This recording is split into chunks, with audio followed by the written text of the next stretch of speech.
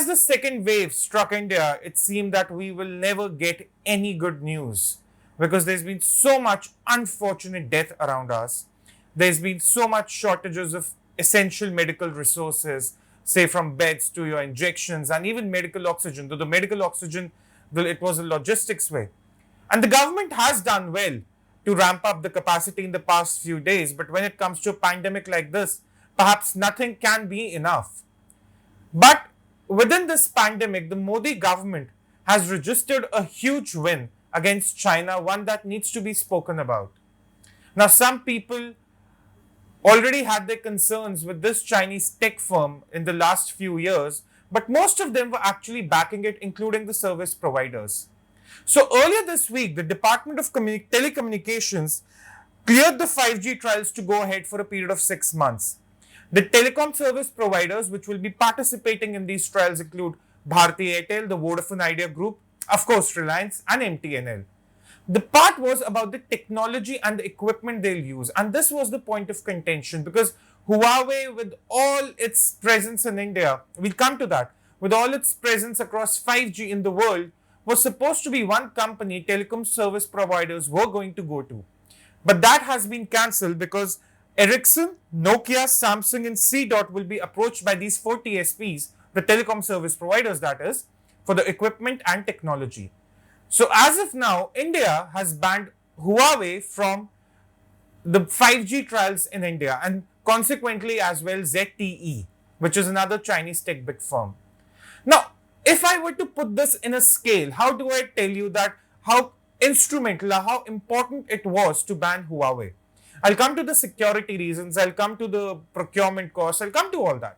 But if I just have to tell you in one line, for the source of comparison, for to draw an idea as to how big this is. Well, TikTok got banned in India after the Ladakh standoff. It was trending on Twitter for almost a month. Huawei has got no such coverage, not in the mainstream media, not in social media. Perhaps it's not like TikTok. But this ban on Huawei and ZTE in the 5G trials is equivalent of banning 10,000 TikToks together, if I may put it that way. Or perhaps all the pharmacy companies in India boycotting China for APIs, which is the active pharmaceutical ingredients. We do remember discussing APIs with you in our video on the production linked incentive scheme for pharmacy in India. If you do a simple search, that video will come up. It's also equivalent to, banning all Androids from China, say your Vivos and your Oppos and all those things. So in terms of scale, banning Huawei is big. And the first aspect I want to come to is how big is Huawei? Well, when it comes to technology and equipment, this is the biggest company in the world. This is the company of the world. And China, because of its closeness with the Communist Party, the Huawei, because of its closeness with the Chinese Communist Party, it has been in contention within a lot of countries. But if I talk about Huawei, this company alone has filed 1,500 patents by 2019 just on research and development pertaining to 5G. 1,500 patents alone. 28% of the world's telecom equipment today is Huawei, perhaps more, but the conservative estimate is 28%. If I talk about the contracts across the world, in 2019 itself, Huawei had 25 contracts across the world for 5G deployment and 45 memorandums of understanding for trials that were to go ahead in the 2020s. If I talk about the revenue, the company just 12 years ago in 2009 had a revenue of $20 billion. By 2017, this has increased to 4 times to $80 billion. Now, in India, Huawei has been significantly present. It's not like Huawei has not been present in India, and this is the second point I want to come to. If you go by the timeline of the last 5 years, we'll keep it to last 5 years since the 4G became prominent across India, Huawei has played a critical role. Interestingly, in March 2021 itself, just last month, Huawei bagged a new contract with Airtel for which it runs its long-distance network. If I go back to 2016, Huawei signed a 3-year contract worth Rs 1,500 crore with Vodafone to manage its service and network operations in Kerala, Tamil Nadu, Odisha, Andhra Pradesh and Delhi. This was in September 2016. September 2017, the company partnered then with Bharti Airtel for a key enabler of a 5G network. This was in Bengaluru. In September 2019, then Airtel deployed 100 hops of 5G technology transmission equipment of Huawei. So if I talk about 100 hops of 5G technology transmission, basically a hop you can think as a pair of antennas, microwave antennas, a pair of microwave antennas installed on different towers to upgrade the data transmission speeds. That's how you define a hop. And Airtel had deployed hundreds of them, rather 100 of them, with the help of Huawei technology and equipment. In fact, in October 2019, very interestingly, Huawei got the backing of one of the biggest stalwarts of telecom industry in India, Sunil Mittal, chairman of Bharti Airtel itself. He pointed out how the equipment and technology of Huawei was superior to that of its European counterparts in a global conference. He spoke about how it should not be banned, how India should not be wary. He also spoke as to how the costing favors the telecom service providers. Interestingly, back then, our foreign minister, S.J. Shankar, also reiterated the same sentiment. He said that the problem of Huawei was a telecom one and not a political one. Now, let's come to the reality today. 2019 was a long time ago. We had the Ladakh standoff. We had the entire tension build up. We have had the cybersecurity threat. But the one challenge for the telecom service providers, and this third aspect I'll come to, the one challenge for all telecom service providers, and this is across the globe, this is not something unique to India, has been that how do you replace the equipment of Huawei? Because that upgrades the cost of running the entire network. There's new equipment to be added because a lot of our telecom service providers, rather just two of them, we don't have any like lot of telecom service providers anyway, but two of them, Airtel and Vodafone Idea, are invested rather heavily in Huawei equipment.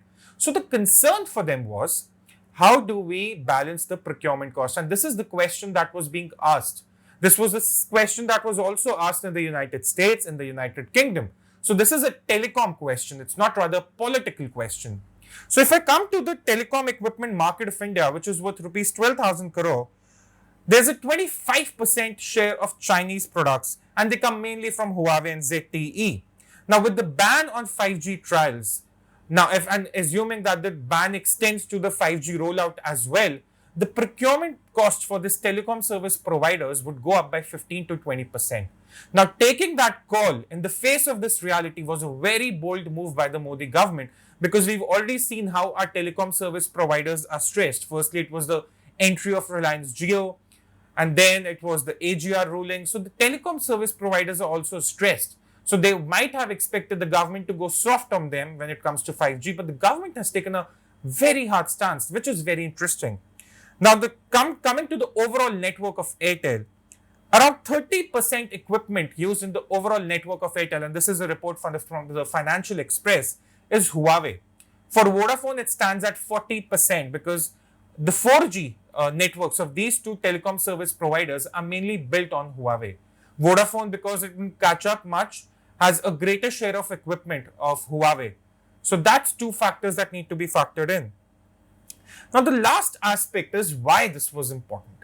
Why Huawei is such a big concern in India. Why some people might also have the argument, oh, you're importing Chinese Androids. You're importing Chinese chemicals. You're importing Chinese products like plastics and all those things. So what's your problem with Huawei? Will be an obvious argument. People will be asking this question, that if Chinese Androids are welcome in India, if Chinese sponsorship for Vivo is welcome in India, right?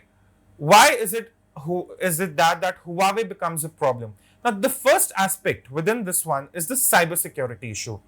General Bipin Rawat already spoke about China's capacity to launch cyber attacks that can disrupt operations across India. A US-based cybersecurity firm called Recorded Future has also remarked how China is a constant threat to India in terms of cybersecurity.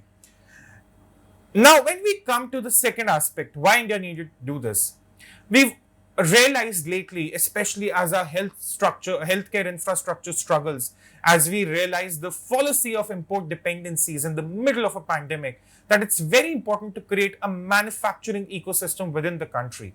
Now, had the government gone for having Huawei and ZTE within these 5G trials, we would have dented that long-term opportunity. Because Reliance is going to also use its indigenous technology during the 5G trial. So Reliance has crafted, created, manufactured, produced some of its own technology and equipment for 5G. And this is the kind of model we need to follow. Creating some in India, importing some from Europe where we share good geopolitical relations, but cutting the dependency on China, because we've seen what happened in Ladakh. We see what happened in the Doklam standoff. The tensions with China are rather very unpredictable and they're often unprecedented. So to have your dependency for 5G, which is going to be far bigger than 4G or 3G could ever be together combined, having dependency on China is a problem. And 10, 15 years, as you go down the road, you would be creating a manufacturing industry or the ecosystem for this equipment in India. Look at what's happening with semiconductors in the US. For long, they depended on Taiwan for supplies. They depended on China for supplies. And suddenly, when the supply chain question has come into play, they have a shortage of semiconductors. And this is a problem worldwide because the dependency was focused on one specific region. Now, this is the thinking India needs to dismiss when it comes to 5G. That's the second aspect, to create a local industry in the long term. And when I say long term, I mean at least 10, 15, 20 years. That is when the fruits of this investment, of this call, would be visible. The second aspect would be the consolidation part. Now, you saw what happened with the Android journey. You saw what happened with the pharmaceutical journey. Now, in 1991, which is almost 30 years ago, India was self-sufficient in active pharmaceutical ingredients. Now, if you do not catch up, active pharmaceutical ingredients are the most essential raw materials that go into the making of any medicine. When the pandemic struck and the supply chains were hit last year, India's biggest concern was the API for its very basic medicines that are present in every household. And how do they get them? So these were the concerns. So what happens? You get one Android company in India, which happened with which started with Vivo. Then you have Oppo, and suddenly you have a takeover of the Indian market. We saw this with Androids. The Huawei and ZTE entry in India would have done the same. It would have led to a market consolidation in terms of technology and equipment. The telecom service providers would have favored them as well because of the low costing as compared to the European counterparts. And we would have repeated the same story we had with the active pharmaceutical ingredients, we have with the Androids today. That the entire market consolidation would have been in the hands of two Chinese companies. And while this would have worked for Xi Jinping, who wants to have a Make in China 2025 plan, it wouldn't have worked out well for India. We already are regretting the dependency on Androids and not having a local company or a local unit producing Androids that are made in India, that originate in India. Nevertheless, that's one another important point. The last important point is the cybersecurity issue. Now, in 2012, the Intelligence Committee of the US House of Representatives issued a report, and this was back in 2012. The Huawei as a brand wasn't that even big then, but they issued this report in 2012 stating how Huawei could install implants in its network infrastructure to conduct cyber espionage. Installing implants in its network infrastructure for cyber espionage. The threat wasn't limited to any data network, but also to the devices on the 5G network. In February 2018, Huawei was again under threat or under warning from the US government. And in fact, Huawei smartphones were banned by the Pentagon across all military bases across the world. In 2019, there were reports that the Vodafone Group had realized in 2019 that back in 2011 and 2012, the network infrastructure they were using from the Huawei equipment, it had backdoors installed on it. The Vodafone Group was using this equipment in its Italian business. So this is another example. Now coming to the last part, Australia has banned Huawei. Japan has banned Huawei. The United Kingdom has taken a strict call on Huawei. Sweden and the United States have also banned Huawei. Vietnam is on its way. And now India has banned Huawei from its 5G trials. Now, what is the one similarity do you see in all these countries? You have United States, you have Australia, you have Japan, and now you have India. The Quad. Now, this is one important unifying factor for the Quad, a big pushback against the Chinese tech firms. We've already seen how the Quad has come together to tackle the supply chain problem against China. And this ban, this calling off of Huawei and ZTE from 5G trials in India will only serve as unifying factor for the Quad in the future negotiations. Now, we understand these are times of very, very bad news. There is unfortunate events folding all around us, but we must give credit where due as we give the bricks. Modi government has taken a bold call on calling out Huawei out of India's 5G trials. They've restricted them, and in history, whenever we look back at policy making, whenever we look back at 5G 10 years from now, enjoying the fruits of its prosperity across different economic spectrums, we must remember that it was a prime minister in the middle of a pandemic who took the brave call of calling out the Chinese tech firms for what they are, a stooge of the Chinese Communist Party. Thank you.